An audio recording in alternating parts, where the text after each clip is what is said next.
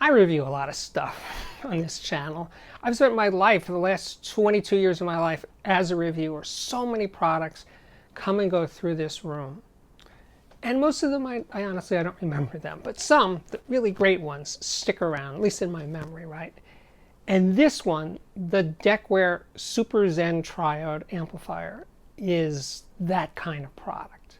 Now the thing is, this is sort of a redo in a way, because I reviewed it originally for CNET, on my CNET blog in 2011. It's been in production for 25 years, and it's gone through many, many revisions. So it's been time. It's enough time has elapsed. I wanted to get it back in here and see how I feel about it now. Wow. I'll cut right to the chase. I think this amplifier is absolutely incredible. First, because it sounds amazing. It is an amazing sounding amplifier. But the way it's made and the features that it has are extraordinary in an amplifier that costs, I'll just cut right to the chase, $995. It is made in Peoria, Illinois. It is sold with a lifetime warranty. Not too many tube amplifiers come with lifetime warranty. Not on the tubes, on the amplifier itself. But the tubes are rated to last, give you 5,000 hours of use. That's long. He runs the tubes. Steve Deckert, the designer, runs the tubes very conservatively. Steve actually personally QCs every amplifier that goes out of his factory. Again, that's kind of rare, especially for the least expensive product he makes. It has, as you can see, that big tube right in the middle of the amplifier. That is a tube rectifier. Again, most affordable tube amps don't have tube rectifiers. Look at the inside of this thing. I'm showing it to you right now. Point-to-point wiring. Now, I did an interview with Steve Deckert that I'm going to run side by side with this review. So to get more about where he's coming from, watch that interview.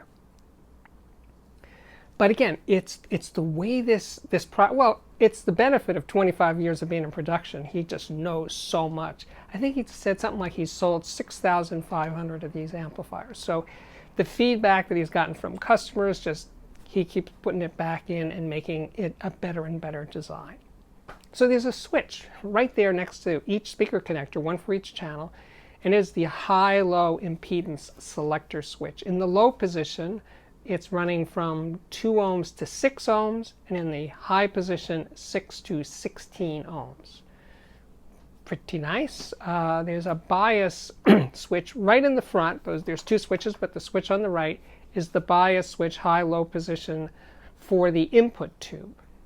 Now I will list all the specifications and stuff in the description directly below this video about the tubes, what the models are, and all that stuff. So did I say it's an integrated amplifier? It is. A minimalist integrated amp, because it has just 2 inputs, 2 RCA inputs in the back, no digital inputs, and a volume control in the front. So you can use it as an integrated, or you can use it as a power amp. You just turn that volume control in the front all the way up and hook it up to a preamp, and you're good to go. One little tech detail I forgot to mention is it has 0 feedback. What else? I think those are the pertinent facts. I think I said it is made in the USA in Peoria, Illinois. That's important. The lifetime warranty, that's important. All really, really good.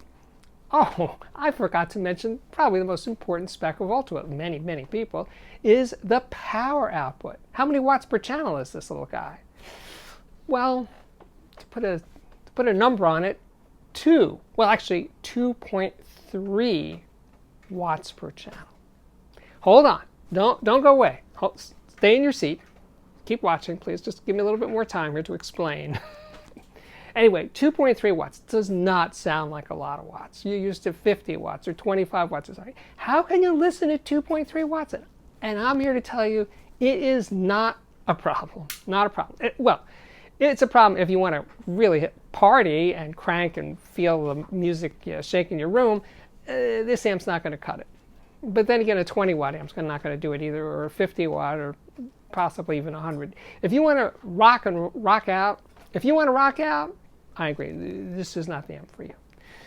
But the thing is, I use this little guy with 3 speakers primarily. A very high sensitivity speaker the Klipsch Cornwall 4, also the Tecton 210 Perfect Set, very high sensitivity, not near as high as the Klipsch, and a low sensitivity speaker, the ever popular KEF LS50, just to put that in there, just to see how those would play. And yes, I would definitely say that the Super Zen Triode is at its best with higher sensitivity speakers. That's no surprise. But it did pretty well, actually, on the LS50. See, how loud could I get with 2.3 watts per channel? And as you can see, the highest one, I was playing at an average level, I think it was at 85 dB. The loudest I got, without any obvious clipping, was 91 dB on the Klipsch. That was the peak, and the average level was about 84, 85 dB. That's pretty loud. It's not like rock out loud, but it's loud. And then with the Tecton, I was in the mid-80s or something. It played pretty darn loud. So if that's your concern, that 2 watts can't play loud, it can play loud. And even with the KEF LS50, which is 85 dB sensitivity, that is not even like average, it's slightly less sensitive than most. Even there, it played fairly loud. And bass was plentiful, and I didn't feel cheated in any way, right?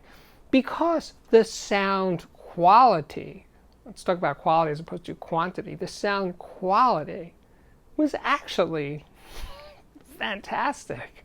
It just has that effortless tubiness, not too tuby, not too soft, not too round, not too rolled off, not that kind of tubiness, just the solidity of it, the naturalness of it that made music sound really, really nice. So yeah, if you live in an apartment, or your listening room is small in your house, and you have reasonably sensitive speakers, and you don't need to play things loud, then yes, 2 watts per channel, 2.3, could be enough. And well, there must be a reason why he's been making this same amplifier for 25 years. The first comparison was with the First Watt J2, which I think is 25 watts channel into 8 ohms. And so 10 times the power. And I was playing them both at the same volume level. So the power difference wasn't actually what was the point here. The point was, how do they sound different?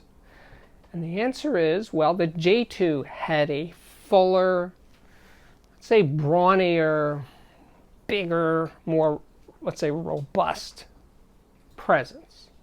Now, mind you, it's 4 times as expensive as the Super Zen Triode.